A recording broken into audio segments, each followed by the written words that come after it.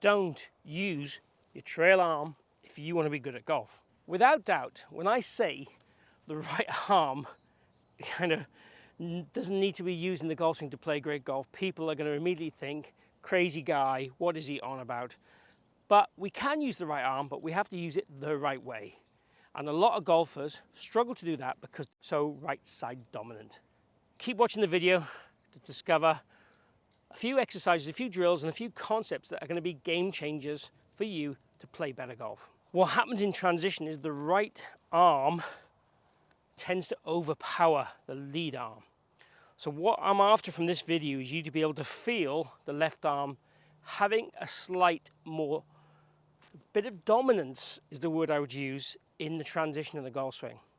That doesn't mean the right hand is doing nothing, and it doesn't mean for everybody the left hand will be dominant.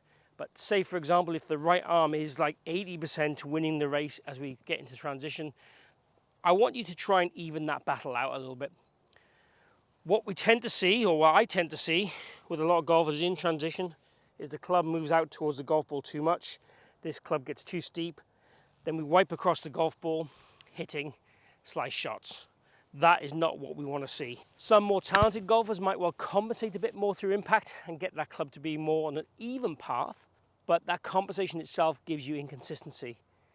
What I want to do today is give you an excellent, dramatic drill, and it's a drill, not a real swing before people shout, that will give you the feeling of your right arm being less active in that transition area, and then try and talk to you about really what the right arm should be doing if it is going to be active, so that people who struggle to take the right arm off can try and move the right arm more correctly to be a great player. So the right arm's role in this transition area, what it should be doing is moving the elbow more towards the ball in this external position, and the hand would go into more extension, so the shaft lays down a tiny bit, moves downward as we rotate to get that nice blend and get that club into the slot. What we see with a lot of golfers who are really right side dominant is the right elbow stays too high in relation to the forearm, the hand moves out towards the golf ball, and then we get the club in a steeper position, more vertical position here, as opposed to kind of through the bicep and ideally just above the golf ball. That's the checkpoint I would look to see. So we have a couple of options: training the right arm to do the right roll and eliminating the right arm from a drill perspective. So if we were training the right arm to do the right roll, one-handed swings, feeling that little kind of handle, what I would call change of direction, kind of a grip and a wrist flick or twist. I'm really feeling that this elbow changes without the spine changing too much. And then to the golf ball. So doing one-handed swings will make you feel a big difference between the right action and the wrong action. If I do the wrong action, it's a lot easier.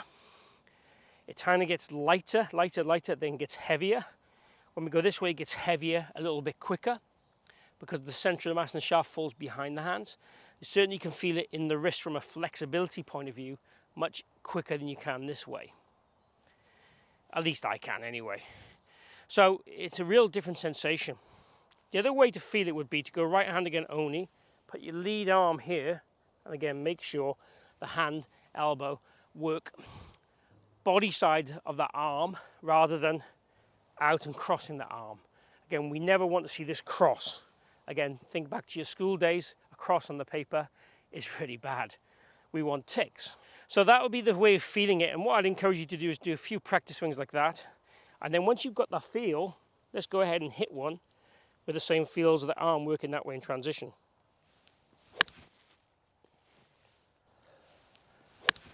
And that definitely felt like I shallowed the club a lot more than normal, and I struggle with that part of my golf swing, I have to be honest. So that for me would be a great way of practicing to feel how the arm should work if I still want to be, let's say, quite dominant with the right side, but in a more correct and orthodox fashion. Now this drill, it's a bit freaky and people are going to look at it and think I'm a bit mad, but if we basically swing to the top of our backswing, take our trail hand off and move it 3 or 4 inches lower than it would be, then in a downswing, try and re-grip the club, but it's very important when you try and re-grip the club, we don't push the trail hand to the grip. It's moving the grip to the trail hand. So I'm here at the top, recapture, then hit. And what that's doing is making the left arm in charge for that initial phase of the downswing. It's also making the right arm lower itself with gravity, which in turn starts to get this external shape, this losing this arm wrestle shape I talk about a lot, to get the club in the slot. It's not the easiest one to make great contact. Thin shots are absolutely fine, but it's just a way of you feeling how that club should move in that transition area. So the prescription would be basically, you might do 20 balls doing that, then 4 or 5 normal. You might do 20 balls right arm only practice swings, then 4 balls just normal shots with a normal routine. Then let's talk about how we can maybe take this to the golf course. So for the golf course, I always encourage people to have a practice swing that kind of tells the brain what we want it to try and do. And I'd always encourage you to do your practice swings behind the ball. So it's practice swing zone, hitting zone. And when we're in this practice swing zone, what I'd encourage you to perhaps do is take a normal grip, top of the swing, just let the right hand just slightly leave the club, and then again re-grip it. But making sure again we're not moving the hand outwards to re-grip it. And that practice swing just gives me the feels I'd want. Then when I go and hit the ball, let's make it a bit simpler. Let's try and just make the hand move in that little loop at the top of the swing.